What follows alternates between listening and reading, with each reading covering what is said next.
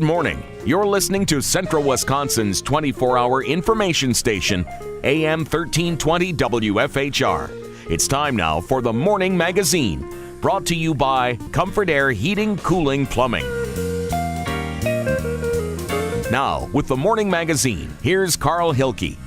Thank you, Jerry, and good morning, everyone, and welcome to today's show on AM 1320 and WFHR.com. We also welcome our friends from River City Media, and you can view our digital recording of this session at rccamedia.org this month, or on Charter Channel 985 and Solaris Channel number 3.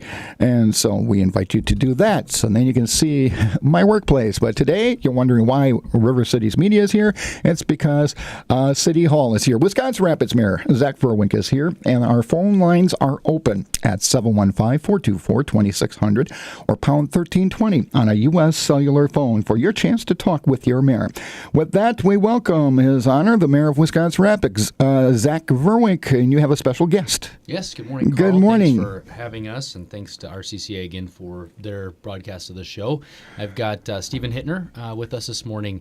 Stephen's joining us as a member of our newly formed Mayor's Council on Sustainability, and that's the third council that we formed of the sort of the Mayor's Councils. And to remind our listeners, the Mayor's Councils really came from the idea or the vision that residents can be leading initiatives. Obviously, from City Hall's standpoint, it's important for residents to be engaged, across the city. It was a vision of mine to find opportunities to make sure residents are involved in a very meaningful way. And for my standpoint, I'm not the expert in everything, and nor is from City Hall's standpoint, city leadership. So it's important to have residents leading initiatives that they're passionate about. In this case, the first council we launched was on beautification, which formed a little over a year ago around the idea that beautification is very important to the city. We talked a lot on your show about that, and I think we had a caller recently on our last show to the sort as well.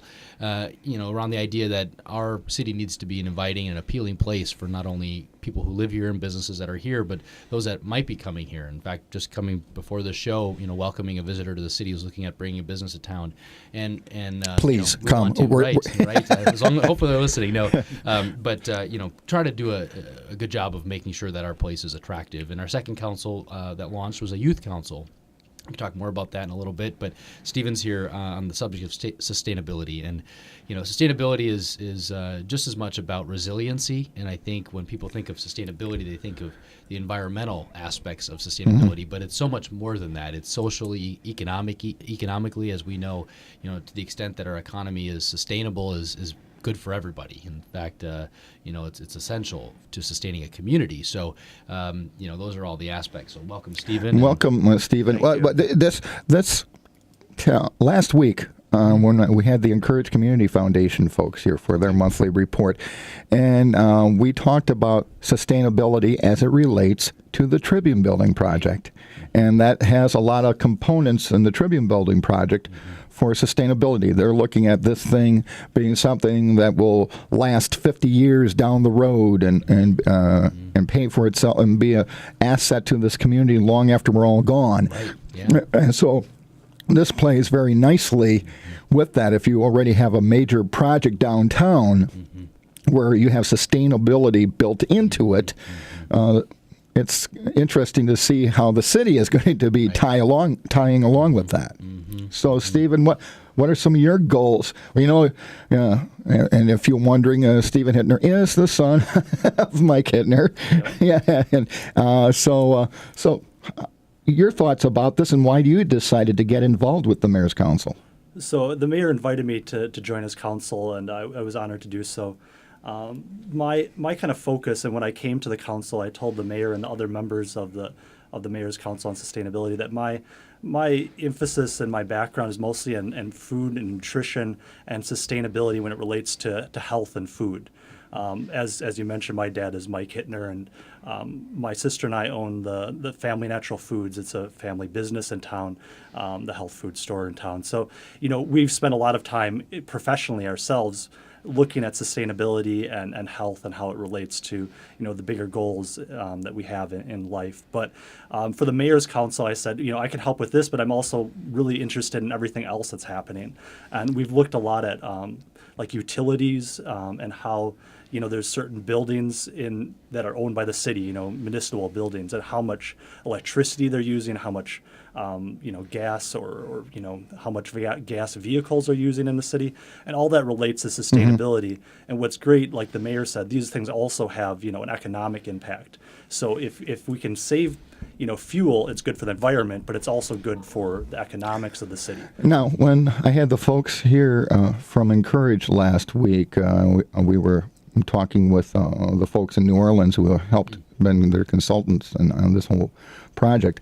And one of the things with the Tribune building, there's solar being built into it, and passive and active, and then geothermal being built into it. So this could be, you could learn something just from this project, could you not? That's critical, and I think to the extent that examples exist for everybody to learn from, I mean, I give credence to Encourage for doing this, because there isn't a lot of opportunities to explore with it. There was a student-led project over at Assumption as part of the business education partnership that's putting solar panels, thanks to a grant from an energy firm to put solar panels at Assumption. I think some other schools as well now. But to the extent that we have a chance to learn from these things so we can apply it to the next project and have that experience, I think is really good. The folks from Concordia, that's the company they've been working with, I'm sure you've, they were impressed with all the different levels of the community that are involved. And one of the things they're going to be working with is the renewable energy students at Midstate. And so, I mean, there's a resource I would think that your council could make use of. Yeah, and that's something that the mayor's really emphasized from the beginning of the council, is that it's going to be, like he already mentioned, it's going to be run by citizens. So I don't know if the mayor wants to, maybe in a minute or two here, tell about it, the next meeting that's developing. But we've already had one meeting which is really well attended. It's open to the public, and people can come in and talk about what they see as avenues where we could advance the city in efforts of sustainability, where people, and they came up in that meeting, I think the mayor would agree with me here, is that they came up with so many great ideas that we didn't really think of, in the smaller group that we were meeting with previously. What kind of ideas were discussed? Well, as Stephen had said, we introduced what was a report. They call it the interim report, which covers all of these aspects of sustainability. But when we went around the room through introductions, we asked the question, what does a sustainable Wisconsin Rapids mean to you? And people came up with things like aquaponics, right, which is a new kind of trend as it relates to growing food and using, not just land for production of food, but other things like water in this case.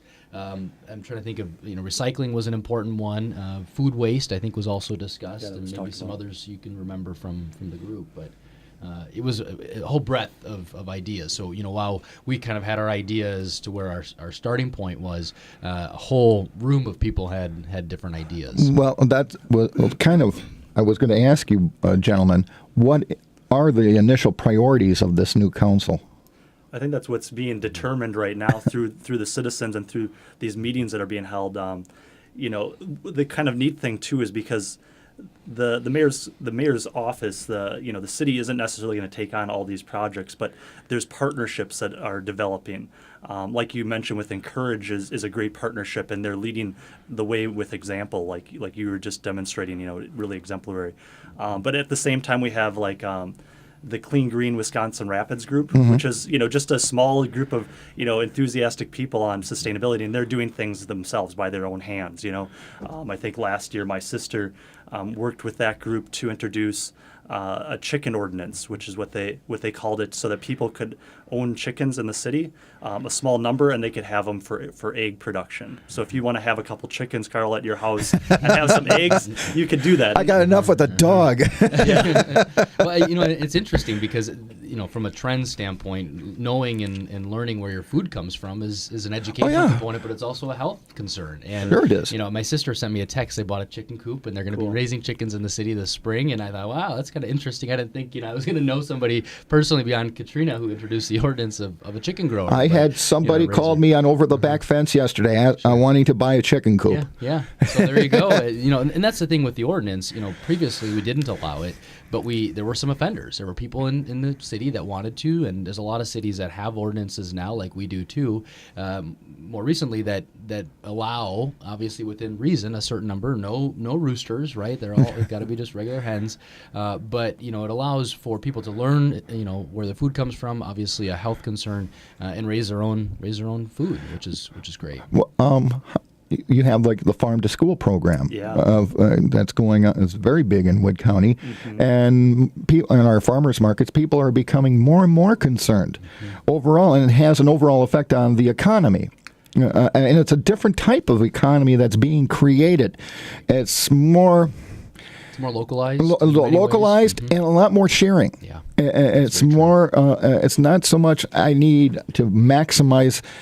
Here, if you want to become my regular customer, and we can do business together in a way I can make a living and you can keep your family well fed. So, I mean, how's that going to fit into all of this? I think that fits in nicely, and I don't think it's necessarily.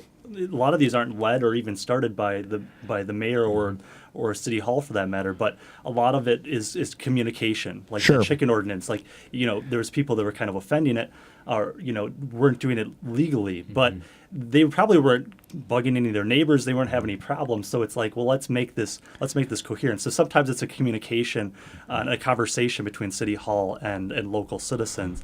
And I think that's kind of where the mayor's council is going to bring these different projects together. A lot of like what you were just mentioning, farm to school, all these things have already been rolling. They're great programs. How can the city work with these programs? How can the city do its own things that will complement it? How can we look at this as a big community? Really what we can do is create a very sustainable economy by doing this as well. Yeah, no question. A big emphasis is on consumption, and obviously the city, as Stephen alluded to, is a consumer of a lot of things, whether it's energy or whether it's land or you name it. So from a sustainability standpoint, consumption, and our viability as a planet, let's say, is really driven on to what extent are we consuming more than we should, and that's an element of the group. So whether it's people on a very small residential level, or if they're consuming products, are they recycling what to the greatest extent possible? So the Mayor's Council of Sustainability, from my standpoint, is very much, as Stephen said, not only communication, but it's also policy. It's to what extent does the city have policies that promote greater sustainability, promote better, more conscious consuming of resources. So it's also this economic that we just talked about, and I think from the economic standpoint, a healthy economy is very much defined on it's consuming resources that it needs to, not any more than it has to, so that way somebody else can consume those resources as well. But it's something that's going to be there and I think we're more attuned to that because of what's happened in the paper industry. So we've been trying to remodel our local economy to something that's more sustainable and will be here long term without the big flux. If you're just joining us on the Morning Magazine, welcome. We are having our monthly visit with Wisconsin Rapids Mayor Zach Vruwink. The phone lines are open at 424-2600, pound 1320 on a U.S. cellular phone. Stephen Hittner is here too. He's on the Mayor's Council for Sustainability. And when is the next meeting? What's going to be the top? How often will you be meeting? And how can folks keep up with your work? Actually, our next meeting is not this Thursday, but next Thursday, March 26th at 5 p.m. at the library in the McCourt Conference Room, which is on the third floor, or second floor, I should say, in the back corner of the building. Okay. The way these meetings are going, we're going to have to get a bigger room pretty soon. We will. There. I think you're right, Stephen. The last meeting already was pretty full. Okay, gentlemen, you'll have to put on a headset because we have our first caller of the morning. Good morning. You're on the Morning Magazine. Good morning, Carl and company. Good morning. I could hardly believe, and I still don't believe it, that the council and you, Mayor, agreed that we could have chickens in the city limits. I remember going back years ago, they were trying to eliminate them. The roosters made too much noise, and the hens cackled too loud, et cetera and et cetera. And as far as the city being or getting involved with businesses and etc., in my opinion, you're asking for a lot of problems. Not now, but down the road. What kind of problems? Oh, you name them and you got them, Carl. Well, let's be specific here. Let's talk about it. Well, I suppose we can if we can find enough excuses. Why should the city be involved? Somewhere along the line, there's more money, more financial agreed or put with that. There has to be. Let's take that Tribune building. The city should not be involved in that. If somebody wants to bring in a brewery, just what we don't need. We got enough filling stations. We got enough taverns. So let's look at it realistically, I guess is what the word is. I just don't see it. And I guess I should go ahead and say how I feel as long as I have talked. Let's replace council members with someone that knows what they're doing.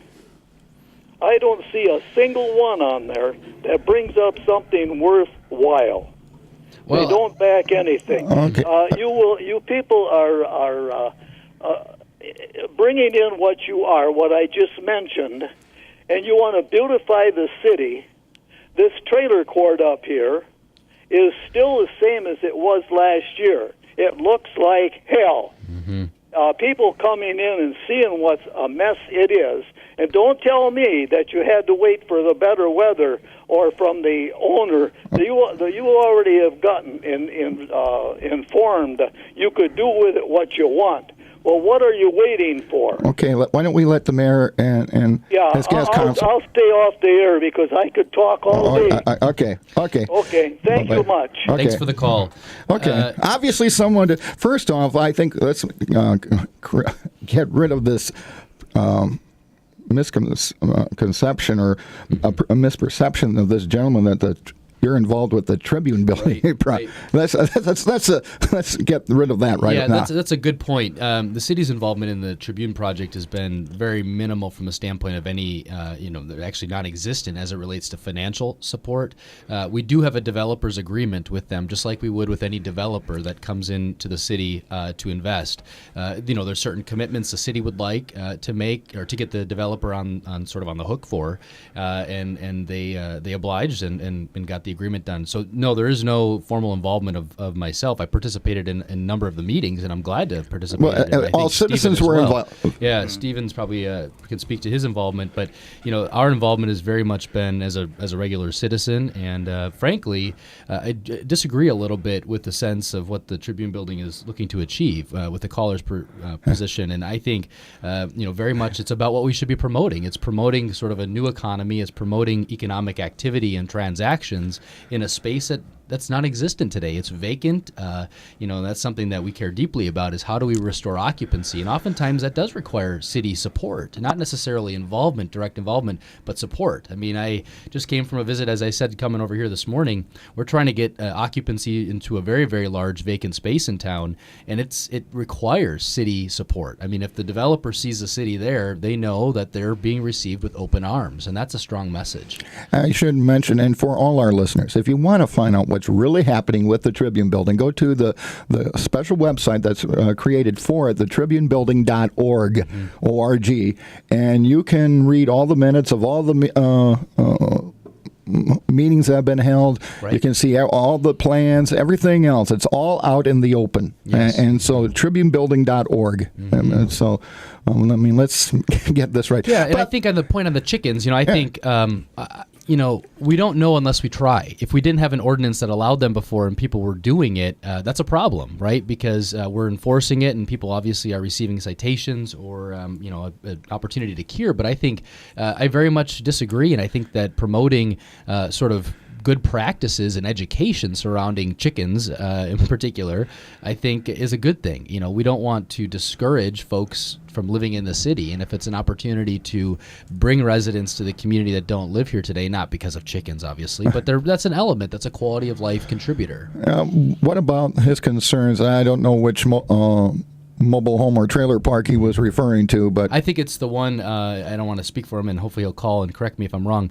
Is the one on Baker? Okay. The former owner had passed away, and now the family is working to remedy it. And so I guess the caller didn't want the city to be involved in certain things, but that's one that we'd like to say that the city would promote that the trailer park would disappear because it was blighted, and that's not something, particularly on an entrance on Baker. Yes. Baker and 54 in that area, you want that to be as presentable as possible for folks that are. So what's the long range plan for They're it? removing the trailers out of there. I think there's only one trailer left, if I'm not mistaken. If that's what the call. Okay. So, and then what's going to happen to? We don't know what their plans are. I think it's zoned commercial ultimately, Okay. so it's a non-conforming use as we go forward, and we want to make sure that that's dealt with. Let's get to our next caller. Good morning. You're on the Morning Magazine. I want more rooster laying eggs. Hey, Bill.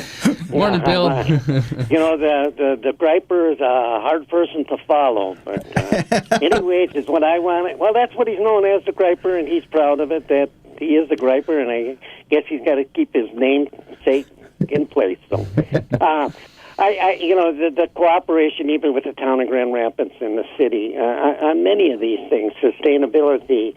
I'm with the Clean Green Action Committee, and been with that for a number of years.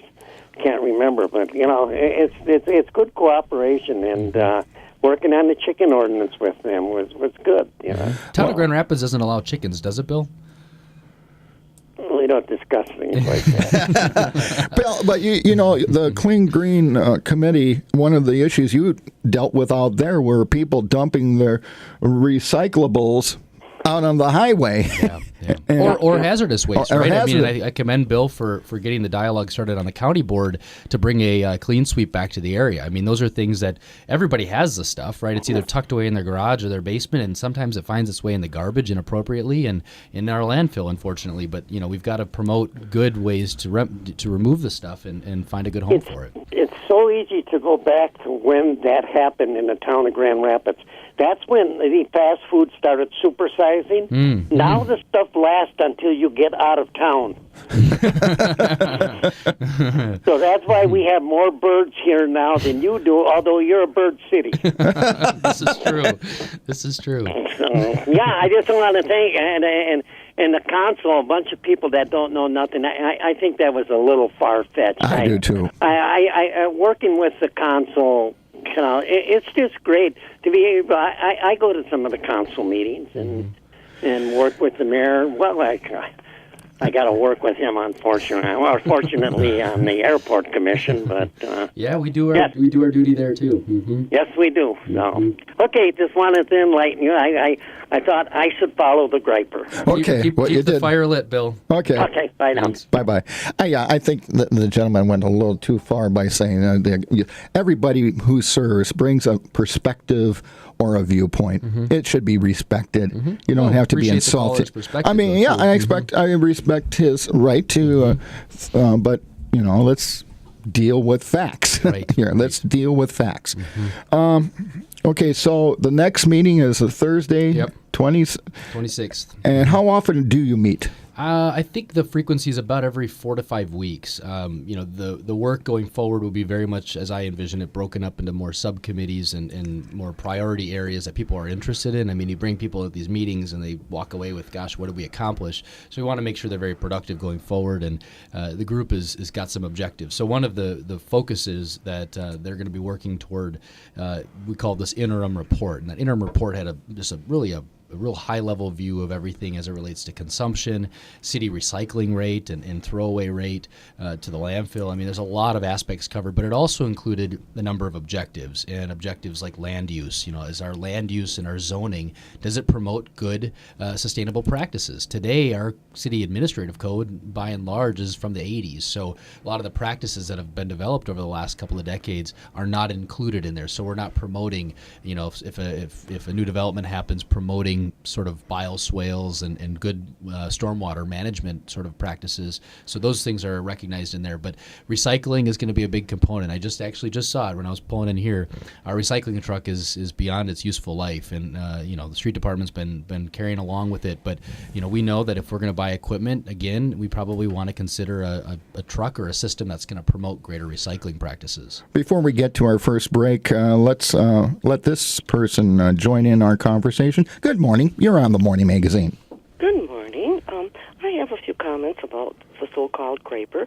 I do agree with him about the chickens. However, I don't think it's fair for him to make those statements. And if he feels that way, why doesn't he run for alderman and try to change things instead of being on the radio bashing everyone? Good point. Mm-hmm. Good point. And that's all I have to say, and keep up the good work. Thanks for the call. Okay. We got one other caller, and then I do have to take pay the bills here. Good morning. You're on the Morning Magazine. Good morning. Just a comment about ordinances in the city of Wisconsin Rapids. We've got a book full. I would wager that a very small percentage of them are ever enforced. We have a new enforcement officer for ordinances, and I guess he doesn't look in his own yard. He's got a violation in his own yard. As far as roosters making noise, we got trains going through Wisconsin Rapids at all hours of the day and night. Nothing has ever been decided on that. It's far greater noise than a poor little rooster can make in the morning. And so let's get our chips together here and start realizing ordinances do not solve the problems until we have tough enforcement. And we don't have that with the present enforcer. He's a nice guy. I have nothing against him whatsoever. He was a good law officer for the county, but take care of your own before you go out looking for somebody else's. And when you're driving up and down the street every day, I'm sure you see the same violations, but you do not do nothing. Let's get with the organization and get things popping here. If you want to hire a man full-time and pay him a full wage, then expect the 100% or 110% out of him. Okay. And let's get going with this, Mayor. This city is falling asleep more and more every day. Thanks for the call. Carl's pushing the buttons. Yeah, I got pushing one more button. This is it. You're the last caller before our first break. I think having roosters in that is very nice sound. Well, I think we're not having roosters. You can't have roosters. It's just chickens. But I think roosters are fine too. Well, the ordinance though only covers chickens. You're not allowed to have a rooster. Yeah. Oh. Yeah, you may have to keep those on the farm, I think. Yeah. I know. Thanks for the call. Okay. Any final thoughts on sustainability before? I just want to welcome people to join us at our meeting next Thursday at 5 p.m. at the library. I'm hoping the meeting's so popular that our next one will need a much bigger room. And I know everybody that was there last time. It was already a pretty full room, but it was definitely quality. Everybody had good feedback, and it was a very productive meeting, respectful, and it's great to see that. It's great to see that the mayor's emphasis and cooperation with these sustainability groups like the Clean Green Wisconsin Rapids and all the other initiatives that have already been developing. Okay. So thank you. Very much complimentary. I mean, we don't want to duplicate efforts, and we really want to make sure we're enhancing to the extent possible. Okay. Well, gentlemen, we got to take our first break. You're listening to The Morning Magazine on AM 1320 and WFHR.com. We also welcome our friends from RCCA Media, and you can view a telecast of this online at rccamedia.org all month long, or on Charter Channel 985 or Solaris Channel 3. The Morning Magazine, as always, is brought to you by Comfort Air. Good morning, and welcome back to The Morning Magazine, presented by Comfort Air Heating, Cooling, Plumbing. It's time for part 2. Once again, here's Carl Hilke. Thanks again, Jerry, and welcome back, everybody, to today's show on AM 1320 and WFHR.com. We also welcome our friends from RCCA Media. You can view a rebroadcast online at rccamedia.org, or this meeting or our conversation will be on all month on Charter Channel 985 or Solaris Channel 3 as well. And Mayor Vruwink is here, and we've already had a number of phone calls, and that's great. That's what this forum is for. 424-2600, pound 1320 on a U.S. cellular phone. Talking about problems with the city, let's remind people, especially those of you who have a smartphone, there's an app for that. There is an app for that. Very pleased to have announced and launched this, maybe 6 weeks ago, something like that. The app. So if you're not driving, pull out your smartphone, and if you haven't downloaded it, download C-Click Fix. Search for C-Click Fix, and it'll bring you to the Wisconsin Rapids portion of that app. That is for reporting ordinance violations. So to the gentleman that called, very much agree. We should expect 100% or 110% out of everybody that's involved in enforcement. We all have a role in that. I do. I see very much that. In fact, I reported a couple of ordinance violations, or even just property maintenance issues. Right? It's not so much. It might be city property.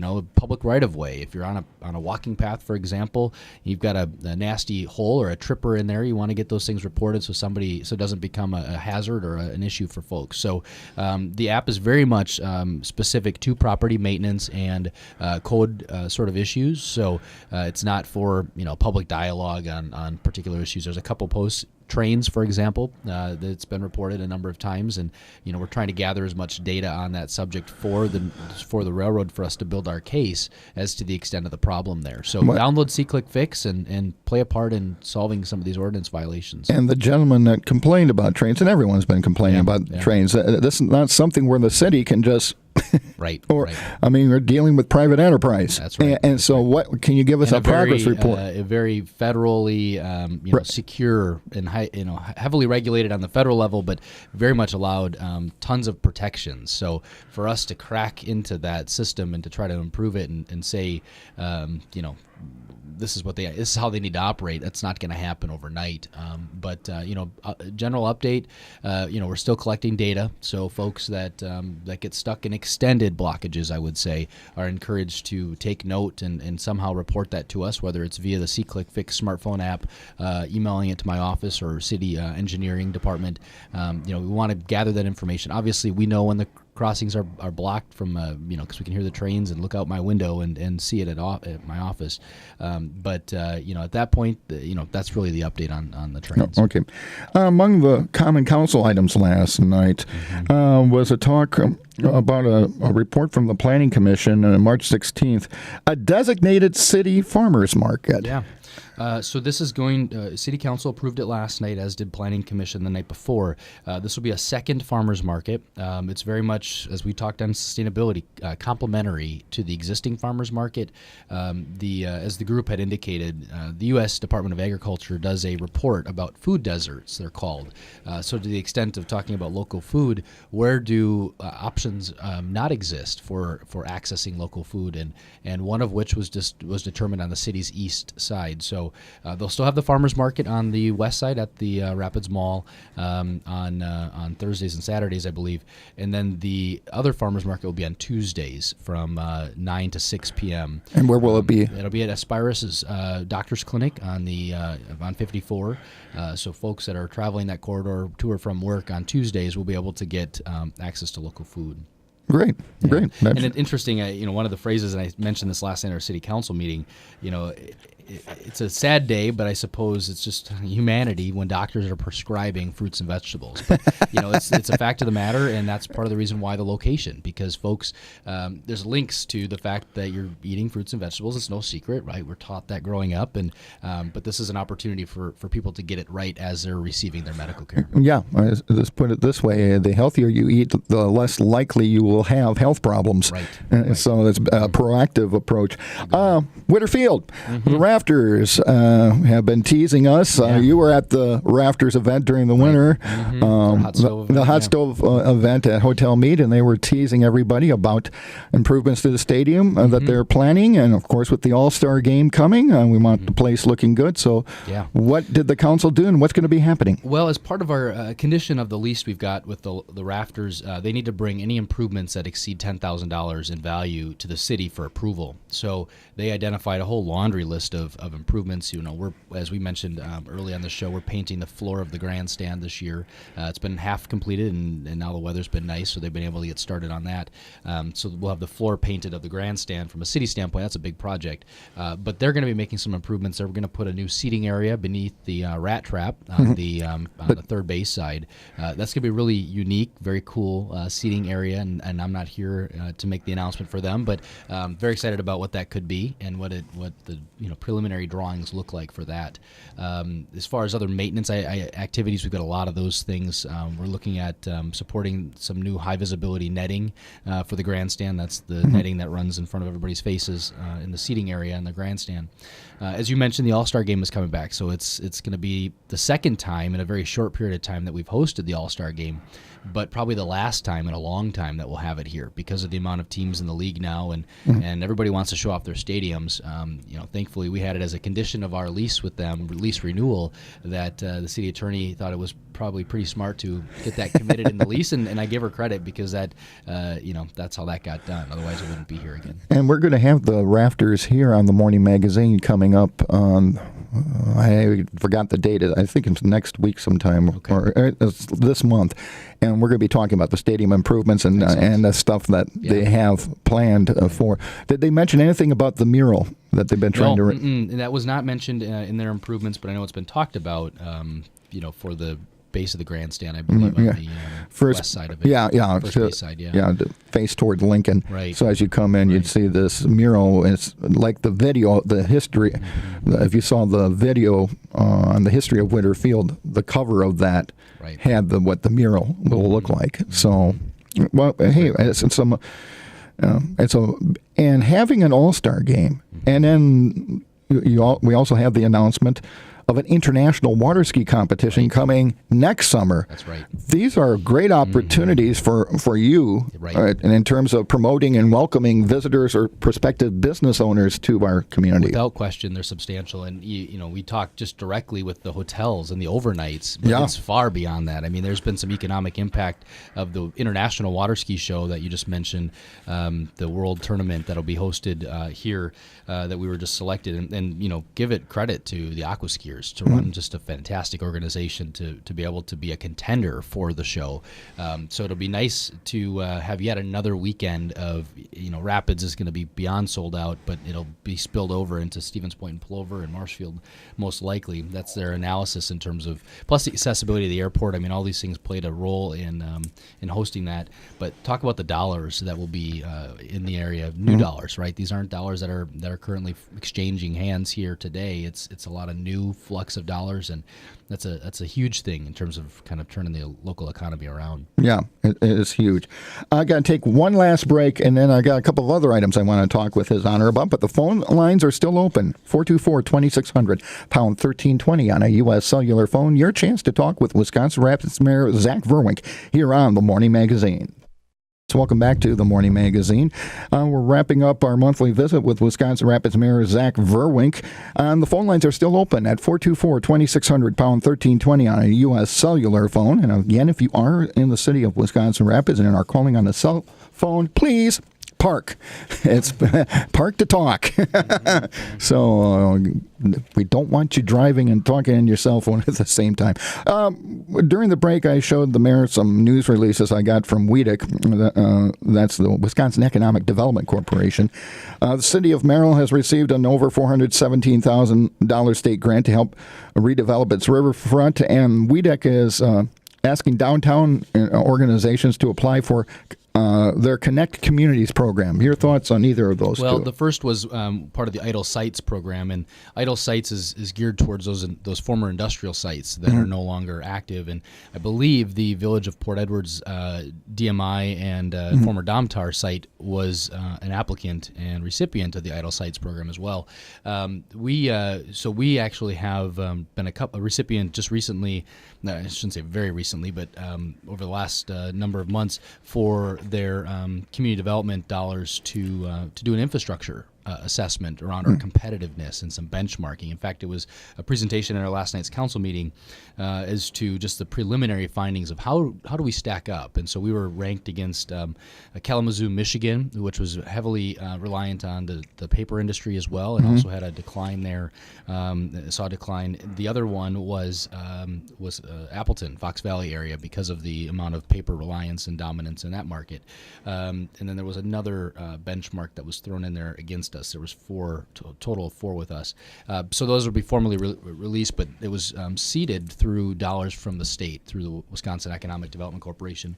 As far as Connect Communities goes, we are very well aware of that program. In fact, we've been encouraged to apply for the last couple of years. That's a precursor program to the Main Street program, and Stevens Point and Marshfield are two close examples of very successful Main Street programs and organizations. You know, we talk a lot about redeveloping our core, our city's core, and our downtown is very much that. So we expect to partner with that program as well, because not only do we realize, we need some resources, but in order for our downtown to flourish and thrive and have events and sort of the programmatic pieces, we need an organization to run them. It's not City Hall that would be running them. So it's a partnership really with the business community and the Connect Communities program that needs to exist. And in fact, we're very soon going to be making that pitch to the business community for their support. You mentioned prior to coming here this morning, you were visiting with having an on-site visit. Are we starting to, for instance, we have that certified site right off of Highway 54. Anything new coming there? Are we starting to see a pickup in activity now? Yeah, the activity is very much around existing vacant property. So not vacant in the sense that it's greenfield, but vacant in the sense that, redevelopment projects. You talked a lot about Tribune earlier on the show. The Rapids Mall is one such great example of a lot of vacancy and in many ways a big opportunity. Now, so that's actually where the visit I just came from was at the Rapids Mall in the Yonkers space, and we've been working very hard on a potential tenant there, and we hope that they'll make the commitment to come to Wisconsin Rapids. It's a big vacancy, 45,000 square feet, so very, very large. We look at other spaces around the city, infill, anything that's blighted or vacant. It's been reported the city's acquisition of property in front of the courthouse. Right. That's actually my 8:30 meeting this morning was on that subject, and very much how do we foster greater sort of activity. And some might say, well, what's the city's role in this? Well, to the caller's point, the city has a very important role, and a lot of times it's convening, but sometimes in the case of the property acquisition, the market just wasn't doing it, right? And it's vacant in some areas, it's blighted, we've got gravel parking lots. I mean, those things don't generate a lot of tax revenue for the city and don't generate a lot of economic activity. So while there are viable businesses in that area, we want to foster even greater development, and past planning has pointed to that area as a prime spot for some redevelopment.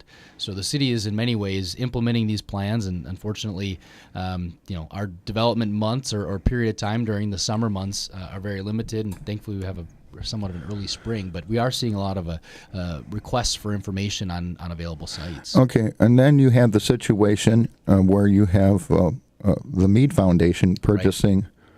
Yeah, Mead did acquire the River Block administrative office building. I had a meeting with them on Friday, very much to send the message that the city wants to work with them to get occupancy back. It's 75,000 square feet. It's a lot of square footage, very, very minimal use today by Verso. So our hope is that gets back occupied. I mean, we know that if we were to restore even occupancy to one floor, it would be a dramatic improvement to the city's economy and the surrounding sort of parcels and businesses that are supported there. So, we're definitely seeing a surge in activity and interest in the downtown area. Property has turned over in many ways more than it's done in the last number of decades. So clearly there's an interest and a demand. And it's exciting because people are not only they're purchasing it, but we hope the Mead Witter Foundation follows suit, but looking very much at how do we restore occupancy. And if in some cases it might need to require some investment, facade if that's the case. But in the case of the Tribune Building, a lot of redevelopment. I mean, these things are new dollars. It's economic activity just in the sort of redevelopment of these things, but it's also the dividends are long in the making. If they can get occupied again. And then you got Visit Wisconsin Rapids, who is planning to move into the space that many of you may remember as the old David Harold. That's right. Yeah. And that's been remodeled, and that could be a real nice asset when you have events going on downtown, right. and also having a place right downtown where a visitor can go and get a trail map or We talk a lot about it on this show. It's not just folks that are living here. It's those that are not here. It's whether they're coming for a visitor's purpose, if they're staying at the Mead and having an event. I mean, I know the amount of welcomes and greetings that I provide at the Mead, that I know that industry has seen some rebirth in the last couple of years. In fact, our room tax collection at the end of last year was above 2008 levels. So in terms of a comeback, I think, it's happening. It's, whether or not it's happening in a meaningful way and people are feeling it personally, but the indicators are definitely showing that there's more economic activity here. Okay. What are you looking for in that development where the city has bought that land? What would you like to see developed there? Are you looking at housing? Yeah, definitely. High-end housing? So I think in many ways the city has an obligation to think a couple steps ahead. And this is one of those such examples that while today we might see vacancy and some space available, we don't have, as we're hearing from prospects, we don't have enough new available space, whether it's even for housing, for folks that don't live here. We know that we're not as competitive as some of the urban markets because of downtown housing. Millennials or talent of any age really have such a strong interest in living in the core of cities where they, dual wage earners may only have one car, very much a different lifestyle than folks that are living out in the town of Grand Rapids or, neighboring township where it's suburbia. The 90s are gone. And, we're here today saying, well, there's a density component that we want to build in our city's core, not only for housing, so whether it's condos or apartments or a mixture of the two, but office space. I just had a conversation with the owner of the Schreiber building, Marty, and the reality is there's not a lot of space available in there anymore. So the city has an obligation to think a couple steps ahead and say if the city's going to get serious about returning its economy around, we got to have space for people to do that in. And while there's a lot of greenfield, we've got a lot of vacant property with nothing on it. We don't have a lot of space available in existing buildings. I mean, there is pockets of it, and don't get me wrong, but I think in this case, this is a game changer really for the city. Okay, and then what about your bigger box buildings that are vacant? Right. The former Staples, the former Yonkers, whether or even an auto dealership or what have you. What's the strategy there? Well, a couple of things as you talk about auto dealerships. There's a couple on A Street. The challenge with those are functionally obsolete unless you put in an auto repair business again or a car dealership. So repurposing those is going to take some dollars, and the city today does not have a strategy in place to deal with those. The market is left to sort of deal with them. But as it relates to the vacant retail spaces, we've been looking at data to find out what is it that we're lacking here. We know very much that sporting goods and recreational retailers is a demand, and it's the desire of myself. I think everybody that lives here would like to see a sporting goods retailer of some sort. So, trying to get that data in front of those retailers to say Wisconsin Rapids has an unmet need. There's leakage occurring, meaning people are leaving the area to make those purchases, and to the extent that we can bring those purchases back to the city is a major benefit, not only for the vacant space, but for all of us that are saying, come to Rapids, but they see vacant spaces like those big ones, you kind of leave with a question mark. Well, I'm thinking Dunham's. Right.